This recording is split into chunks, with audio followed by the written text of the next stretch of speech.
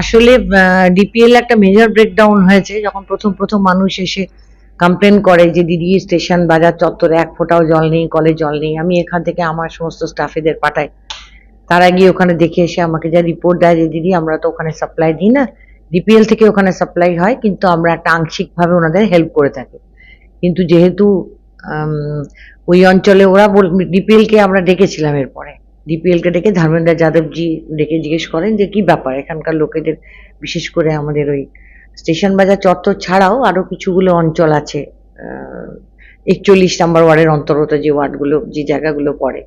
তো তখন ওনারা এটাই বলেছিলেন যে আমাদের একটা মেজর কিছু কাজ চলছে, সে অ্যাকচুয়ালি সাময়িক একটা জলের কষ্ট শুরু হয়েছে, কিন্তু আশা করছি 7 ডেজের মধ্যে মিটে যাবে।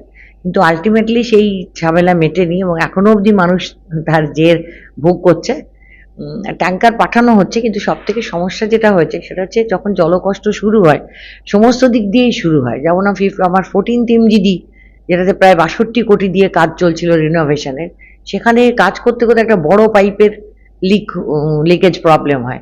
সেটাকে সারিয়ে সারা দিন ধরে ছেলেরা পরিশ্রম করে সারিয়ে রাত্রিবেলায় যখন চার্জ করতে যায় তখন ট্রান্সফরমারটি বার্স্ট করে যায়। বার্স্ট করে যাওয়ার ফলে বহু জায়গায় জল পরিষেবা ব্যাহত হয়।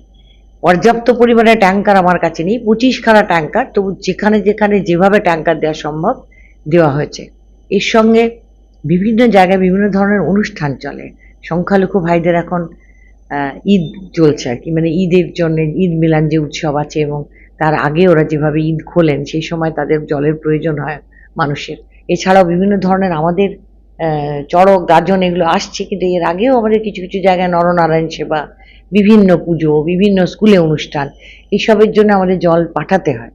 আমরা এখন চেষ্টা করছি সোশ্যাল কাজেতে, অর্থাৎ বিয়ে বাড়ি বা এগুলোতে জলটাকে অ্যাভয়েড করে সাধারণ মানুষের যেখানে ফ্রি অফ কস্ট জল দেওয়া যায় সেই জায়গায় বেশি সরবরাহ করা। 43টা ওয়ার্ডের জন্য আমাদের 25টা ট্যাঙ্কার, মানে আমার যতদূর মনে হয় যে মানে যথেষ্ট নয়। অলরেডি আমাদের টেন্ডার প্রসেস হয়ে গেছে। আগামী 18 তারিখ, আজকে 6 দিন পরে ওটা খুলে যাওয়ার পরে, ম্যাচিওর করে যাওয়ার পরে আমার ধারণা পর্যাপ্ত পরিমাণে ট্যাঙ্কার আমরা হায়ার করতে পারবো এবং মানুষের সাথে মানে জল সরবরাহ করতে পারবো মানুষকে যথেষ্ট পরিমাণ। এবং মোটামুটি আমাদের 14th এমডিজি যে সমস্যা ছিল সেটা কেটে গেছে।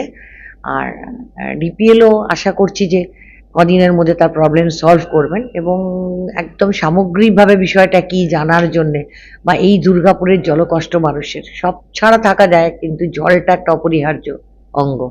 তো সেই জন্যে আমরা আগামীকাল এখানে একটা বড় মিটিং ডেকেছি, যেখানে আমাদের ডিপিএল থাকছেন, ডিএসপি থাকছেন, ডিভিসি থাকছেন, এডিডিএ থাকছেন এবং আমরা ডিএমসি থাকছি। সবাই মিলে বসে জলকষ্টের কিভাবে সুরাহা করা যায় যাতে সাধারণ মানুষের জলকষ্ট না হয়, তার জন্যই ব্যবস্থা। বাদবাকি যে সমস্ত ওয়ার্ডগুলো আছে সেখানে কিন্তু অর্ধস্তর এখনো জলকষ্ট তৈরি হয়েছে, সেই বিষয়টি কিভাবে নিবারণ করার চিন্তা করছেন?